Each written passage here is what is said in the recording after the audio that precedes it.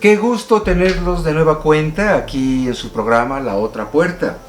Nuestro equipo les da la mejor de las bienvenidas y hoy tenemos una edición densamente muy especial.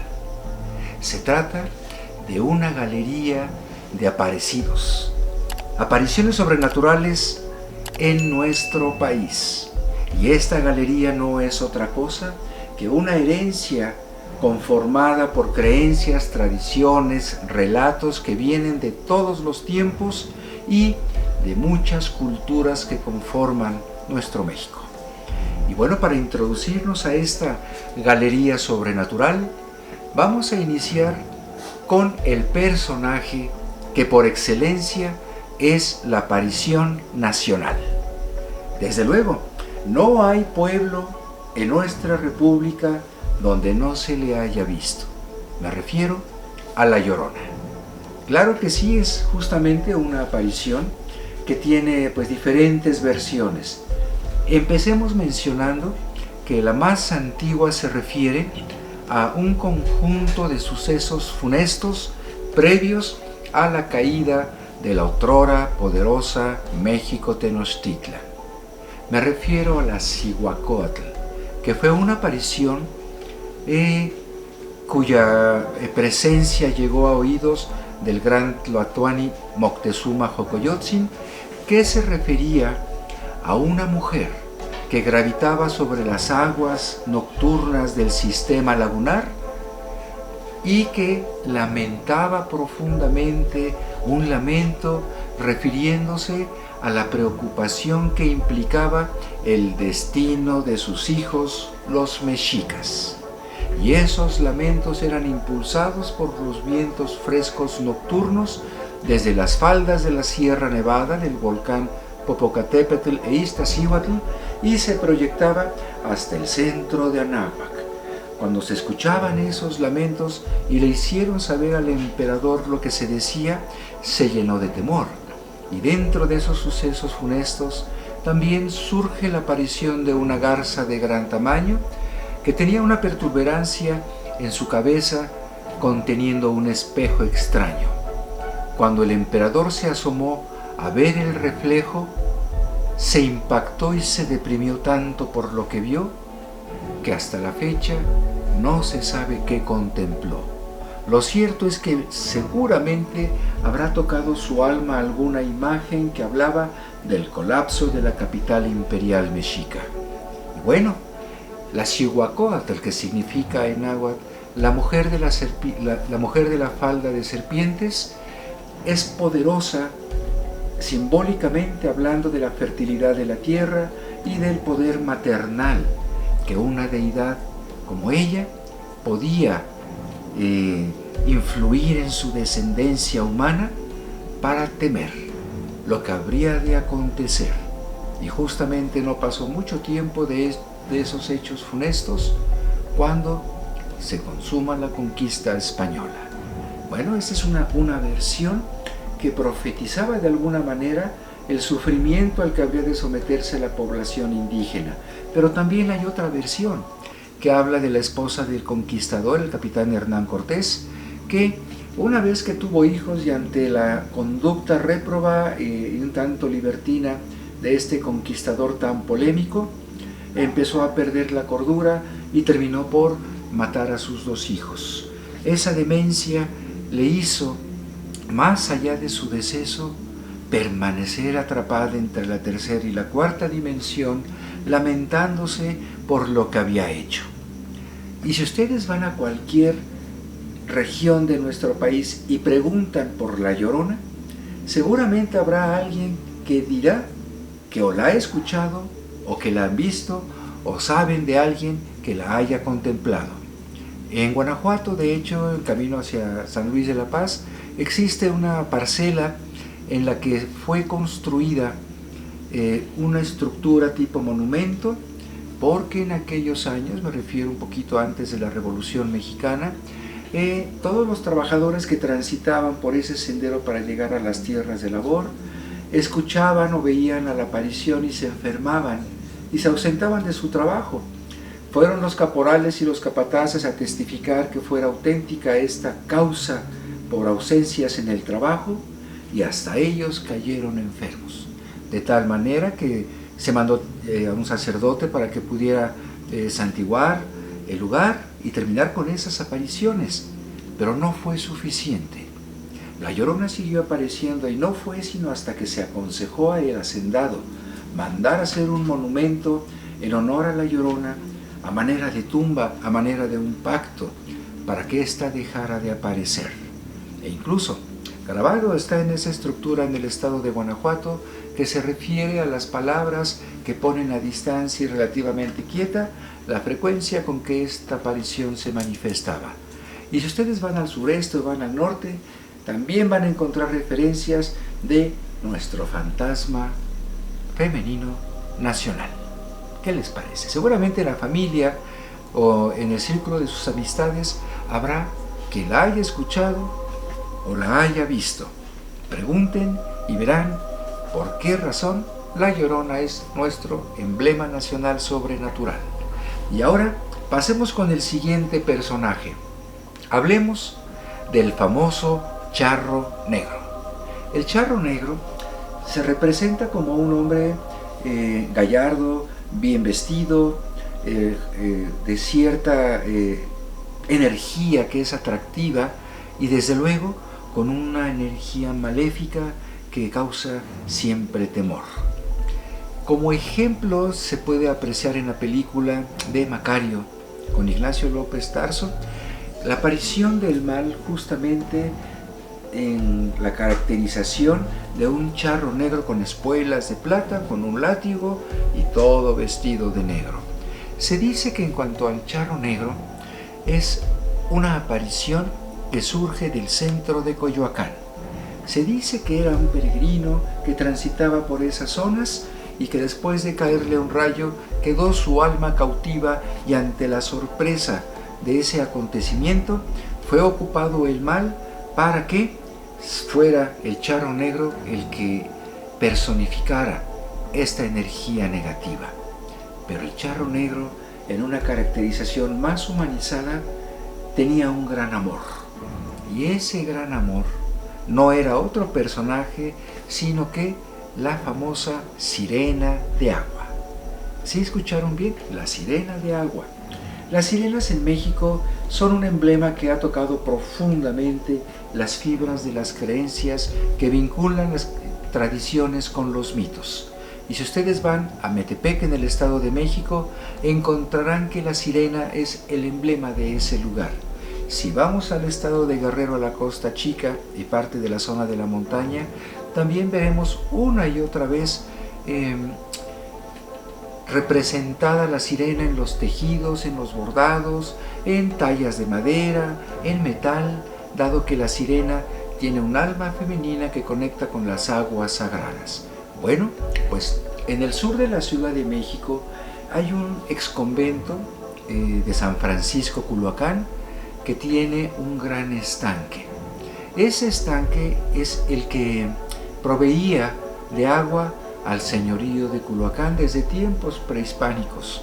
Hoy en día permanece ese estanque en el cual vivía la sirena de agua y se dice que en noches de tormentas el charro negro cabalgaba por los aires para encontrarse con su amada en ese estanque.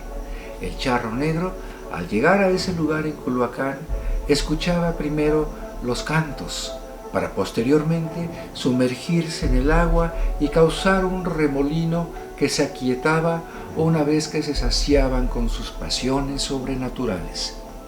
Y una vez que las aguas estaban quietas, el charro negro jamás salía.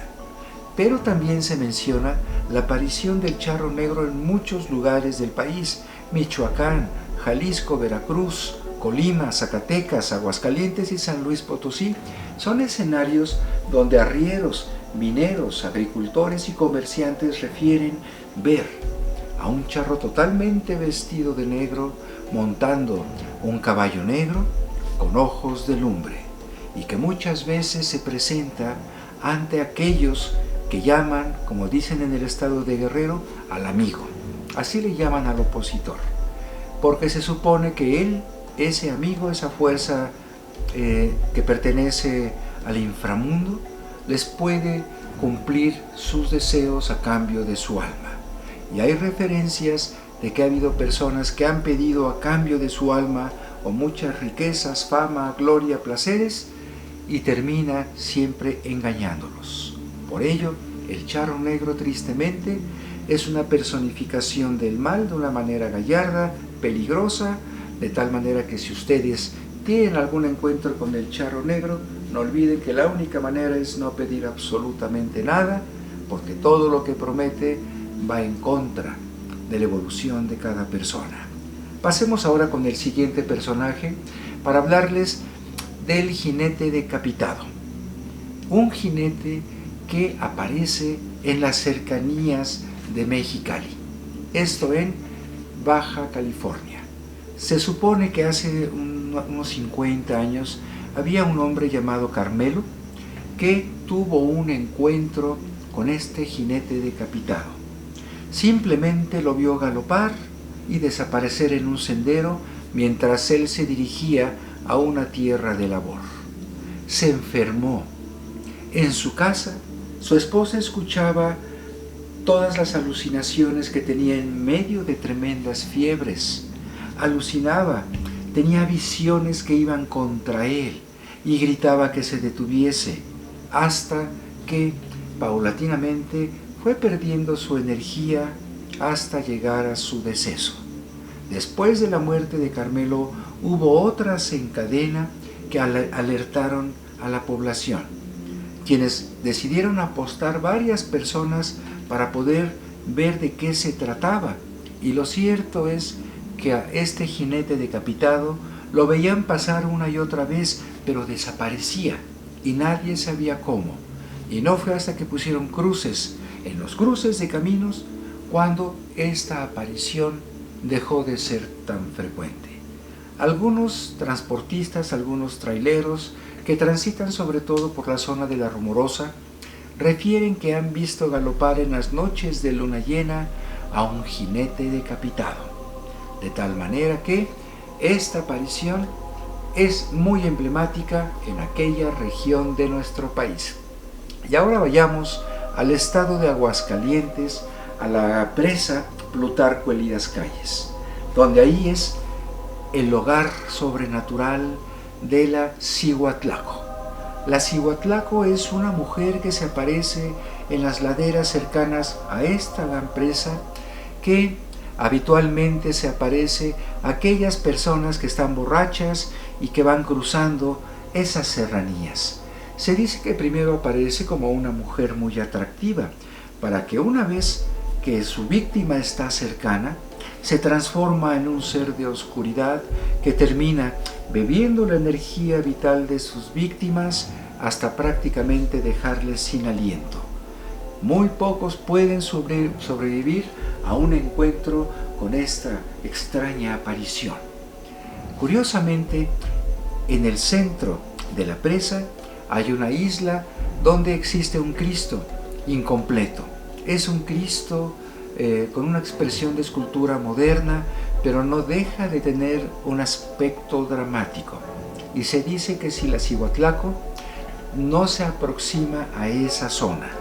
Así que si algún día van a la presa Plutarco Elías Calles, al noroccidente de la ciudad de Aguascalientes, y se dan un paseo en las bonitas lanchas que transitan hacia la isla, observen hacia el norte de la presa, porque esa es la zona donde la Cihuatlaco aparece. Vayamos ahora al siguiente personaje, que se refiere a la monja de luna. Se trata de una mujer de muy buena familia llamada Beatriz, que había decidido en tiempos del Porfiriato, un poquito más durante tiempos de la invasión francesa.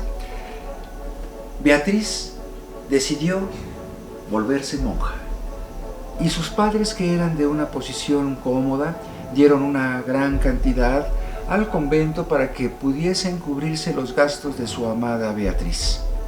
Pasaron los años, llega la invasión francesa y entra en cauce el país. Pues resulta que una vez que se agotó el recurso que habían depositado los padres de Beatriz en el convento, y una vez que se colapsa este convento por la guerra en cuanto a su administración y operación, Beatriz queda desamparada y grande fue su sorpresa cuando al intentar llegar a casa se da cuenta que su madre ya había muerto y su padre estaba muy enfermo, y no pasó mucho tiempo hasta quedar completamente sola. Lo cierto es que en cierta noche escuchó golpes en el portal del zaguán de la casona en el centro de la ciudad de Durango. Al abrir la puerta, Beatriz encontró a un soldado francés que venía huyendo de mexicanos que querían apuñalarlo, ya que se había dado la orden al ejército francés de que tenían que regresar al Golfo de México, al puerto de Tampico, para embarcarse hacia Francia porque había iniciado una nueva guerra contra España. Pero este hombre estaba malherido y Beatriz, al abrir la puerta y verle, se conmovió y por piedad lo atendió, lo cuidó hasta que casi sanó. Mientras esto sucedía, ambos se enamoraron. Se enamoraron con mucha intensidad, pero el soldado francés sabía que no podía permanecer mucho tiempo, porque lo iban a descubrir y era un enemigo de la patria. De tal manera que decidió en cierto momento, a pesar del amor que sentía por Beatriz, intentar regresar a alcanzar a sus compañeros para embarcarse hacia Europa. Lo cierto es que ese día que se despidió con lágrimas en los ojos y se introdujo hacia el desierto, una patrulla del ejército juarista lo vio, lo interceptó, lo fusilaron y ahí lo sepultaron. De tal manera que ahí había terminado su existencia. Pero había prometido a Beatriz regresar. De tal manera que tanto era el amor de esta mujer, que una vez que terminaba la última misa, subía al campanario de la Catedral de Durango para contemplar en el horizonte la aproximación o llegada de su amado. Pasaron los días, pasaron las semanas, y todas las personas que acudían al culto de la Santa Misa sabían que Beatriz iba a subir al campanario para contemplar lo que tanto anhelaba. Y pasaron meses. Se decía incluso que Beatriz ya estaba perdiendo la razón, hasta que un día de luna llena, no se sabe qué sucedió, pero encontraron a Beatriz caída y sin vida desde lo alto del campanario, y lamentablemente se descubrió que estaba embarazada. A partir de ese suceso, el fantasma de Beatriz, como pueden ver en la ilustración, aparece en una de las torres de la Catedral de Durango en las noches de luna llena. De ahí su nombre, la monja de luna. Trágica historia que existe pues en las costumbres y tradiciones del estado de Durango. Ahora vayamos al sureste y vamos a Yucatán, en la península por excelencia, que es un semillero de creencias y tradiciones, para hablarles de la Xtabay. La Xtabay es un personaje, es una mujer que vivía prácticamente en la zona muy cercana a Valladolid. En cuanto a la Xtabay se refiere, tenía fama de ser Xqueban. Xqueban en maya significa pecadora. Era una mujer atractiva, era una mujer independiente, era una mujer seductora y con una malicia que atraía a muchos hombres. Y de hecho, su vida pasionaria era muy intensa, pero en el fondo solitaria, aventura tras aventura. Por esa razón, muchas mujeres de las comunidades donde le conocían no la querían. La tenían en un concepto de una mujer de muy baja calidad humana. Pero lo cierto es que esta persona siempre hacía cosas extraordinariamente insólitas, además de cuidar y proteger a los animales, así como a las plantas, a las flores y todo aquello que se vinculara con la naturaleza viviente. Y había otra mujer llamada Utzcolel. Utzcolel era una mujer refinada, educada, de buena familia, pero muy intolerante, que tenía mucho odio contra la Xtabay. Rivalizaban en belleza, Las dos eran muy conocidas, pero Utzolel era muy soberbia y trataba a la gente humilde muy mal, de tal manera que esta mujer Utzolel siempre se refería en cada oportunidad que tenía de difamar o insultar a Lashtabai, hasta que cierta tarde encontraron sin vida a Lashtabai tendida en la ladera de un cerro, rodeada de mariposas y en medio de muchas aves que brincaban como despidiendo a un alma extraordinaria. Sin embargo, se dice que Lashtabai, una vez que murió, su alma quedó encadenada a las pasiones, y por ello, de una manera muy semejante a la Cihuatlaco de Aguascalientes, centra su poder en la fascinación de los hombres, a quienes siempre seduce para después arrebatarles su razón.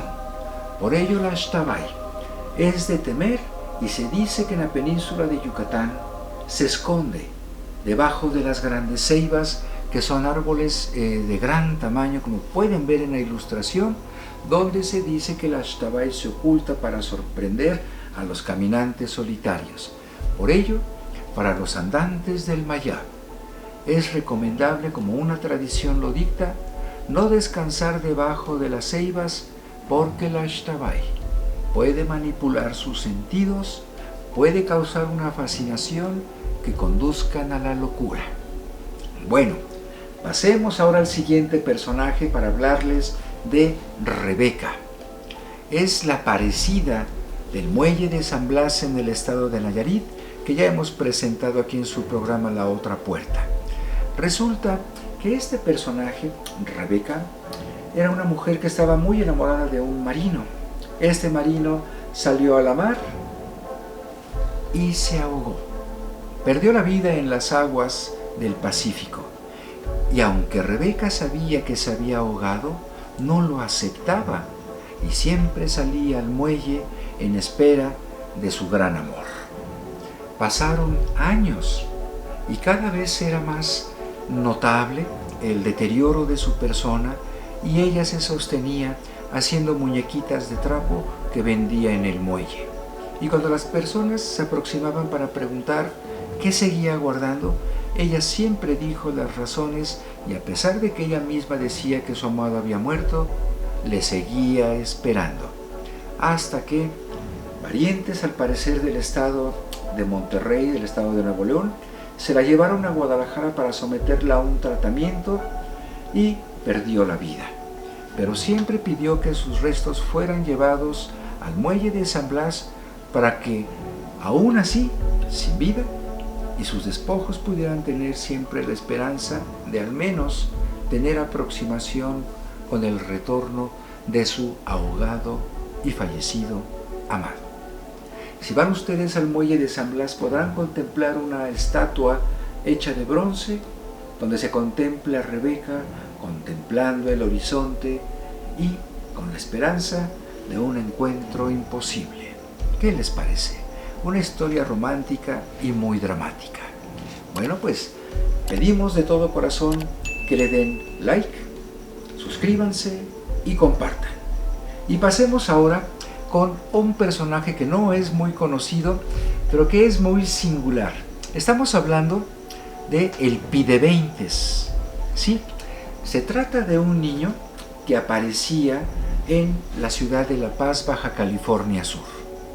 Este niño aparecía de una manera muy descuidada, con un aspecto no mayor a un chiquillo de 10 años, que una vez que pedía una moneda, algo le sucedía a aquella persona que se la daba.